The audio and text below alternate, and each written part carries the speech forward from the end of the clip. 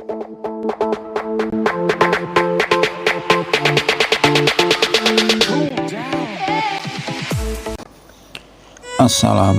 warahmatullahi wabarakatuh. Innalhamdulillah nahmaduhu wa nusallimu ala rasulil karim. Sedulur, ketemu lagi dengan Berkah Family Official. Semoga sedulur semua diberikan keberkahan, kesehatan, dan dimudahkan segala urusannya, lancar usahanya, keluarga sehat.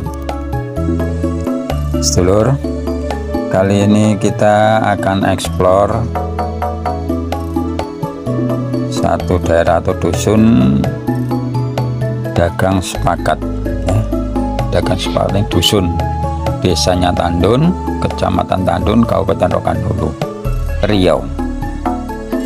Pernah kita eksplor ini. Kali ini kita eksplor dalam kondisi yang tadi malam hujan. Jadi kondisinya seperti ini, jalannya seperti ini. Ya masih lumayan becek. Jadi kondisinya seperti ini kita lalui ya. Ketika itu pernah kita eksplor itu berdebu ya. Karena beberapa lama nggak hujan. Jadi kalau nggak hujan lama itu debunya lumayan. Jadi kalau hujan ya seperti ini kondisinya, ya di mana sana sini lubang dan ada genangan air dan ada juga yang licin. Sedulur ya, kita sebagai pengguna, sebagai manusia ya nggak perlu mengeluh, nggak perlu dan tidak perlu menyalahkan siapapun. Nggak perlu menyalahkan pemerintah, nggak perlu menyalahkan orang lain, nggak perlu, nggak ada gunanya. Kalau sudah menyalahkan orang lain, jadi merasa diri kita yang benar. Nah, ini yang akan efeknya akan ke sana. Kalau udah menyalahkan orang lain, maka akan pembenaran diri akan timbul. Jadi kita syukuri saja. Inilah yang diberikan oleh Allah yang tepat untuk kita.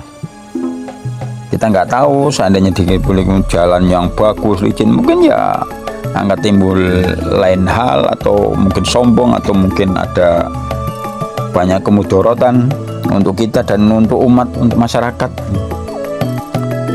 Ya kita merasa cukup dengan yang ada. Nanti kita syukuri. Kita syukuri apa yang Allah berikan kepada kita. Kita cukup, jadi enggak kemerungsung. Jadi kita bahasa apa itu? Kita qanaah gitu. Kita qanaah dengan yang Allah berikan. Apa yang Allah berikan kepada kita, ya kita qanaah, merasa cukup. Enggak merasa kurang. Kalau merasa kurang memang enggak syukur. Jadi keutamaan atau anjuran qanaah yaitu supaya kita untuk bersabar, sabar ketika musibah, itu kita kayak nggak enakan hati. Terus supaya kita nggak meminta-minta, bahkan dicela itu dalam Al-Quran itu. Jadi anjuran zuhud atau qanaah, sabar, celaan, meminta-minta itu banyak ayat yang menyebutkan itu. Jadi dalam Quran maupun hadis itu ya lumayan banyak anjuran supaya kita zuhud, supaya qanaah, supaya kita tidak minta-minta, supaya sabar. Ini banyak disebutkan dalam Quran dan hadis. Pernah ya Rasulullah SAW itu menyampaikan ngendika sabda. Jadi dikatakan bahwa beliau mengatakan bahwa bagi setiap umat itu terdapat fitnah. Nah, yang mengarah nggak betul pokoknya. Jadi bagi setiap umat itu terdapat fitnah, dan fitnah bagi umatku adalah harta. umat akhir zaman ini, umat Nabi ini fitnahnya harta. Oleh karena itu sangat penting bagi diri kita untuk menjaga dari fitnah dan racun. Fitnah atau yang meninggalkan nggak perlu, nah yaitu berupa harta. Harus menghindari fitnahnya itu. Seperti ini, ular. Ular itu bagi orang yang bisa mengendalikan, atau biasanya pawang, dia bisa menggunakan ular itu menjadi obat.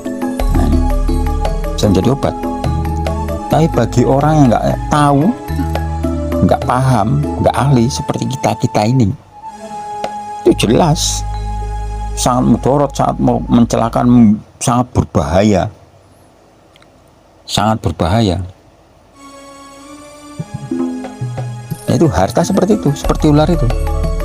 Jadi namanya ular mengandung racun, bisa membinasakan kita dan merugikan orang lain, bisa.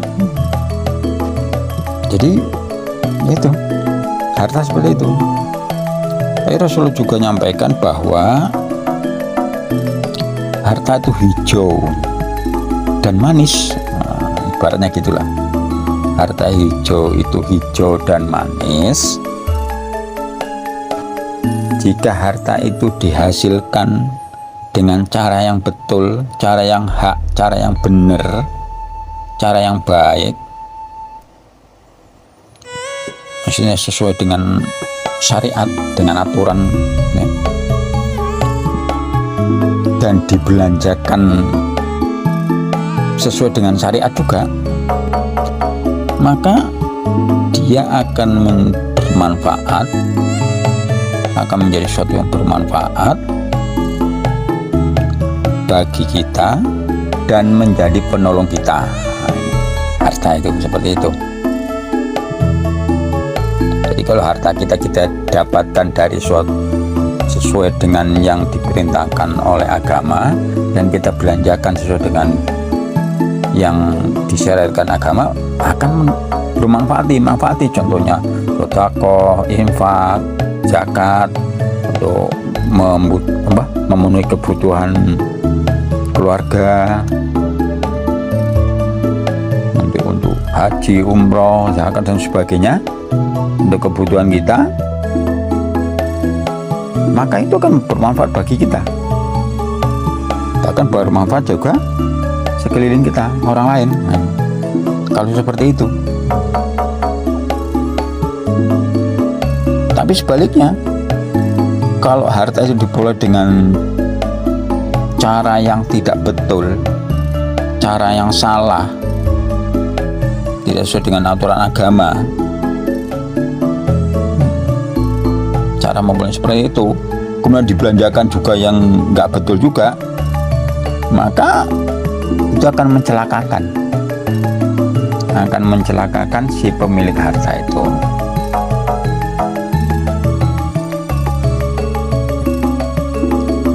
Itu seperti apa? Seperti kalau membayangkan seperti itu, seperti orang kena penyakit busung lapar. Itu orang yang makan terus tapi nggak kenyang-kenyang. Nah, itu kalau dia mendapatkan harta, membelanjakan harta tidak sesuai dengan aturan agama, ya seperti itu. Seperti orang busung lapar itu. Orang busung lapar itu makan terus nggak pernah kenyang. Nah, itu seperti itu.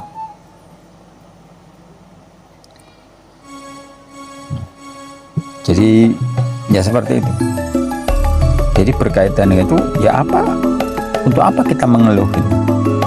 Untuk apa kita menyalahkan orang? Untuk apa kita istilahnya mengharapkan kepada selain Allah, minta-minta? Itu jadi nggak betul, nggak benar.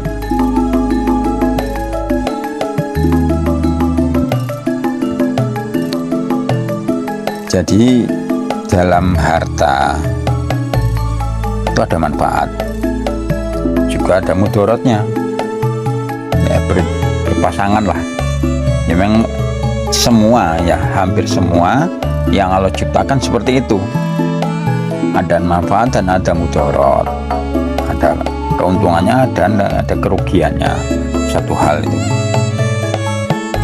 Terlebih lagi harta ya seperti itu, yang perumpamannya seperti ular tadi itu. Kalau dia tahu mantranya, tahu dia mengendalinya ya bermanfaat. Tapi kalau nggak tahu ya bisa digigit. Kalau yang tahu kan wah ahlinya, kita melihat saja ngeri. Tapi kalau bagi yang ahli ya biasa saja. Orang tuh ketika kita lihat itu pawang ular itu. Jadi dalam harta, ulama memberitahu perlu kita perhatikan dalam menggunakan harta itu. Ada beberapa hal yang perlu perhatikan sebagai panduan kita dalam menggunakan harta, memperoleh harta, berkaitan dengan harta itu. Itu kita harus tahu bagaimana, apa maksudnya, apa maksud dan tujuannya Allah ciptakan itu harta, supaya kita bisa menggunakan sesuai dengan maksud dan tujuannya itu. Kita perhatikan betul-betul harta itu berasal dari mana, bagaimana cara mendapatkannya. Jangan sampai harta kita tercampur dengan hal-hal yang tidak benar cara mendapatkannya, cara menggunakannya. Misalnya ini yang enggak jelas-jelasnya, yang jelas-jelas misalnya dari hadiah gitu. Hadiah itu harus kita tahu dari mana sumbernya, apakah itu berasal dari suap atau minta-minta, sehingga kalau hari itu bisa menjadi kehinaan bagi kita. Kayaknya nggak nyata ya, maksudnya kayaknya nggak kelihatan, tapi itu kalau harta itu nggak jelas, itu harus kita tahu. Kemudian sebaiknya, ini anjuran ulama, sebaiknya kita nggak nyimpen harta yang melebihi keperluan. Yang melebihi keperluan jangan disimpan, sebaiknya diinfakkan yang melebihi keperluan. Sehingga Rasulullah minta sahabat itu berinfak ya yang melebihi keperluan. Apa itu melebihi keperluan? Kemudian kita perhatikan untuk apa harta itu dibelanjakan.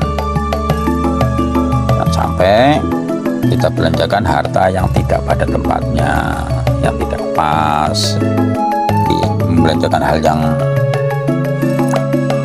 yang sia-sia, yang justru membuat dosa. Ini jangan.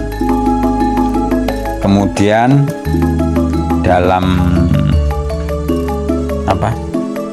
mencarinya, membelanjakannya itu kita harus ikhlas. Mencari harta itu semata-mata karena Allah, semata-mata karena perintah Allah. Misalnya kita mencari harta untuk menghidupi keluarga, untuk keperluan keluarga, ini kan perintah Allah. Jadi ikhlas itu kita niatkan untuk itu, kita niatkan untuk memenuhi perintah Allah, yaitu perintah Allah untuk memenuhi kebutuhan keluarga, sandang pangannya. Ini contohnya seperti ini.